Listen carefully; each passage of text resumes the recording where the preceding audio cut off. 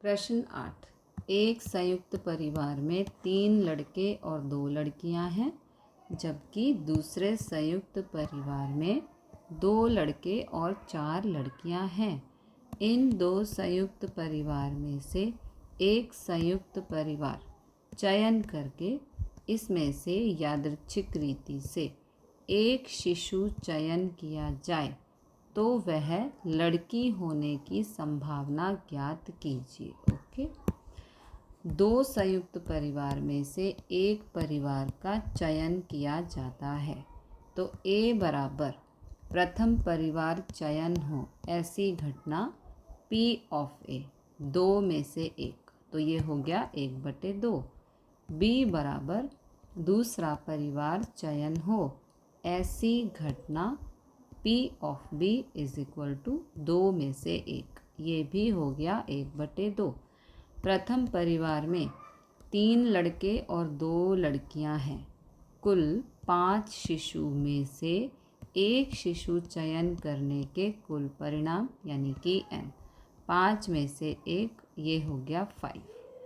G1 बराबर प्रथम परिवार में लड़की चयन हो, इसलिए यहाँ पर G फॉर गर्ल। ओके, प्रथम परिवार में, प्रथम मतलब 1, परिवार में लड़की चयन हो वह घटना G1 के लिए सानुकूल परिणाम M बराबर, आगे प्रश्न में कहा है यादृच्छिक रीति से एक शिशु चयन किया जाए तो वह लड़की होने की संभावना ज्ञात कीजिए। ओके, तो G1 मतलब कि गर्ल, प्रथम परिवार में लड़की चयन हो वह घटना G1 के लिए सानुकूल परिणाम यानी कि M बराबर 2C1, क्योंकि 2 लड़कियां हैं। ओके, तो 2 में से एक, ये आ गया 2, तो P of G1 is equal to M/N, ये हो गया 2/5।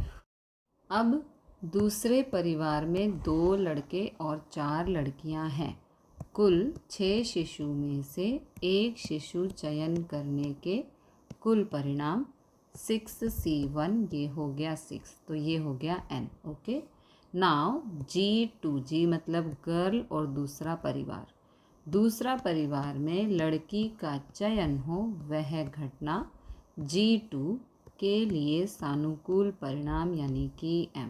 अब यहाँ पर 4 लड़कियाँ हैं तो 4 में से एक, ये हो गया 4, तो P of G2 is equal to M/N, M है 4, N है 6, कैंसिल करने पर आ गया 2/3। अब A intersection G1 is equal to प्रथम परिवार का चयन हो और उसमें से लड़की का चयन हो, तो ये कॉमन घटनाएं हो गई, इसलिए यहाँ पर इंटरसेक्शन आएगा। प्रथम परिवार है और उसमें से ही लड़की है तो कॉमन हो गया है ना, तो यहाँ पर P of A intersection G1 is equal to, intersection है इसलिए यहाँ गुणा का निशान, P of A 1/2, P of G1 है 2/5, 2 से 2 कट, ये आ गया 1/5।